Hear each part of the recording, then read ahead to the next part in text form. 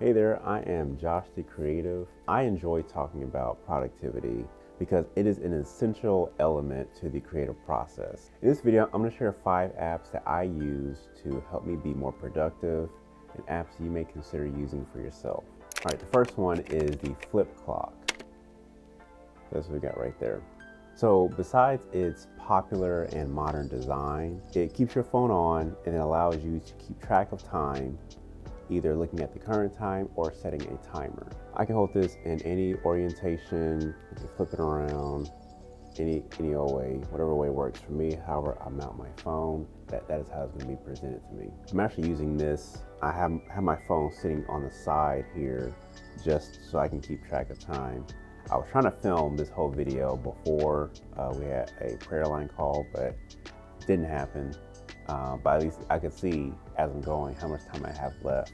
And that's the example of how using something like that works. Of course, it's visually pleasing, but I use it to, oh, man, she said the other thing. So what I really do is I set a timer. So I'll set like a 1 hour timer, maybe 45 minutes, whatever I'm doing. And I'm using this to be aware of how much time I have left to work with on a project.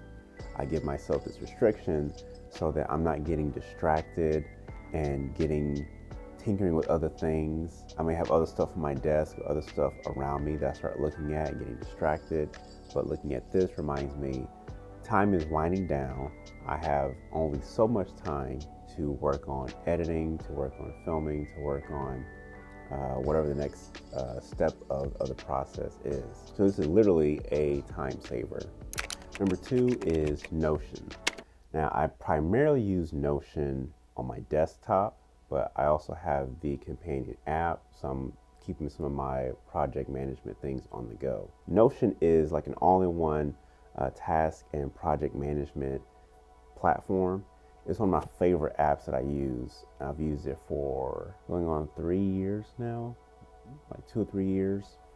And I use it for almost anything from tracking my expenses and finance things to setting goals to creating projects related to the different business things I have going on, and all the way down to managing daily tasks. The sky's the limit. The possibilities are endless.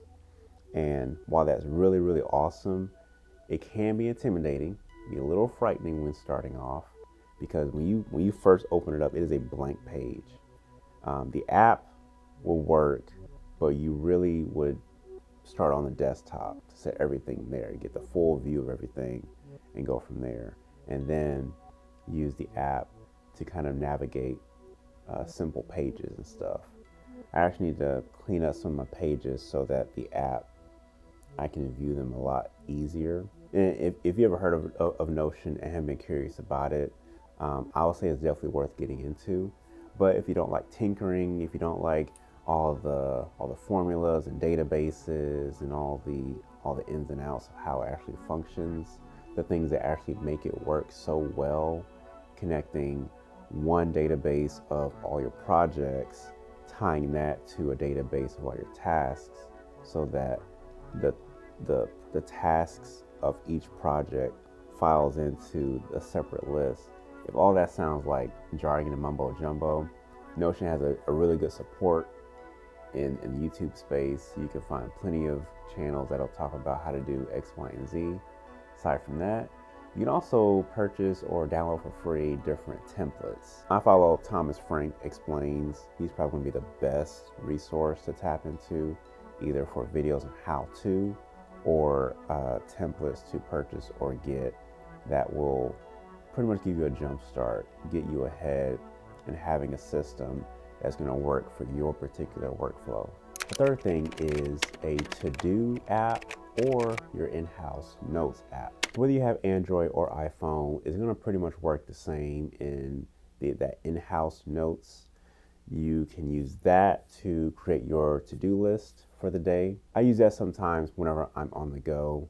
Aside from my Remarkable tablet, I guess before my tablet, I was using my Samsung Notes app, And that was how I kept track of all my tasks as I was going about the day. I don't have a laptop, so I didn't have a way of pulling up all my tasks there, that anything I had on the computer. Of course, you can also use the notes to do anything else. You can journal your thoughts. You can take notes of different things that you have going on, whatever. So aside from making the task list, you can also look into an actual to-do app. And maybe I would say the advantage to getting a to-do app would just be having a more curated experience around being productive, whereas the Notes app is a little more general and a little more basic. But either way, the intention is having the ability to kind of check off those tasks, because checking off something kind of reinforces your brain to think, okay, so I can do something else, because you get that slight reward, that slight feeling of accomplishment. You get little accomplishments throughout the day. The fourth thing is smart plugs and the app. This app requires you to have actual smart plugs, and really what also should fit into this category are smart bulbs and lights. Pretty much anything that's going to automate your house. I know this stuff with like Raspberry Pi and have an app to keep track of all your smart devices and stuff, the smart things. I'm gonna stick with just smart plugs because that's all I have currently. That's what I'm using, and I actually mainly use it for my grow lights. I use it to set a time for my plants to get a good amount of sunlight, or at least artificial light, from either morning until evening or noon until evening, depending on whatever the plant needs. And having smart plugs or having smart lights is helpful because you can set times to automate different things so that you're not thinking as much. And actually, I want more bulbs and more plugs for like the living room. Actually, all the lights up here, they're all plugged into one smart plug, so that every morning my office is turned on, ready to go before I enter. But those are like little things. Those are trivial tasks. So using smart plugs to take care of those small things gives you more space to think about what you really want to be doing.